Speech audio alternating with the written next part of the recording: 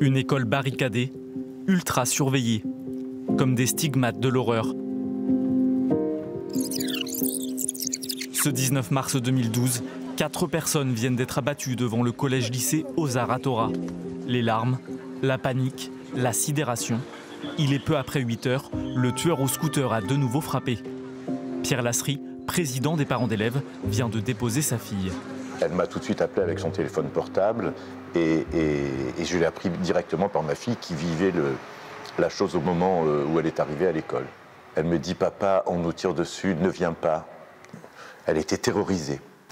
Et puis je vais à toute allure là-bas et je vois tout de suite que c'est fini, que le meurtrier est parti, qu'il y a des corps sur le trottoir, qu'il y a une espèce de calme terrible.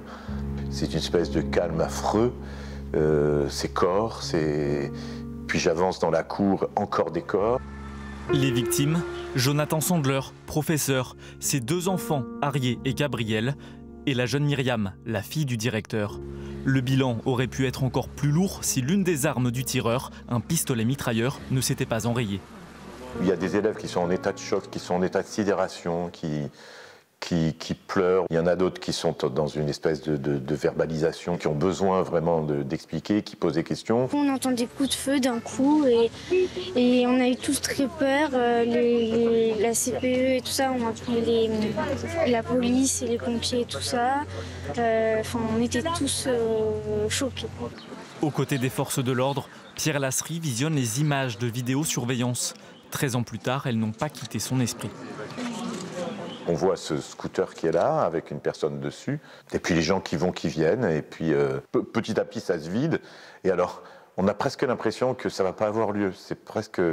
J'ai presque l'impression, ça paraît fou de dire, je suis au cinéma, j'ai rêvé, ça ne va pas avoir lieu parce que les gens s'en vont. Les gens, ils sont rentrés en classe. Et c'est à ce moment-là, il ne reste que Jonathan Sandler, ses 2 enfants et Myriam, c'est-à-dire un adulte et 3 petits.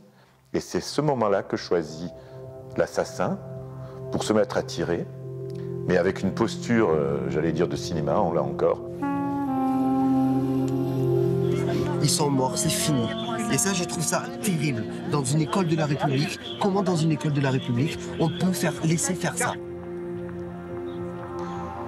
Oui, on a basculé dans l'horreur ce jour-là et on a perdu notre insouciance. Les enfants sont plus aussi gais qu'avant.